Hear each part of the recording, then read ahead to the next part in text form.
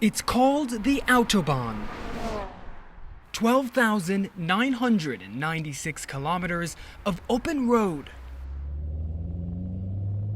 It's inspired musicians, writers, and directors, but it's world famous for something else: speed. When you go past the sign that says 120 with a line through it, the gloves are off, baby.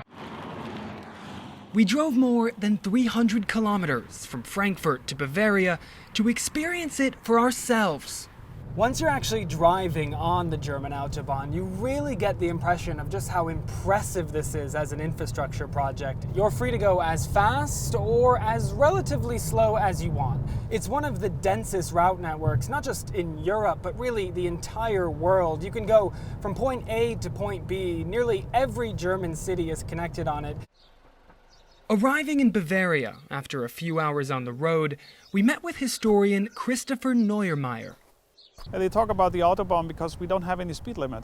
That's the unique selling proposition of the German Autobahn. Where the idea of the Autobahn emerged in a new way, linked to a democratic society, linked to democratic freedom, to drive wherever you wanted, to drive with whichever speed you wanted.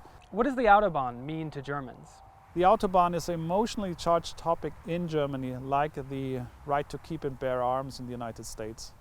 It's mostly not argued rationally, but on an emotional basis.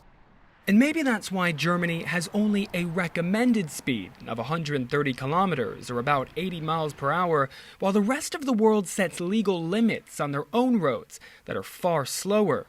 In recent years, more people have supported a speed limit because of growing safety and environmental concerns. In fact, almost half the network has some kind of speed restriction today, but many would like to see more. Ein großes Risiko von sehr schweren Verkehrsunfällen. There is a high risk of very serious traffic accidents. That would actually be significantly lower with a general speed limit of 120 kilometers per hour. Then there's climate protection. If a vehicle drives very, very quickly, the car also uses significantly more fuel than a vehicle that travels at a maximum of 120 kilometers per hour. Police have also become more active at stopping speeding, setting up speed traps that can be hard to spot and issuing fines. The Autobahn of tomorrow is likely to look a lot different, with or without speed limits. New asphalt could make roads quieter, and digital monitoring of traffic would keep cars flowing.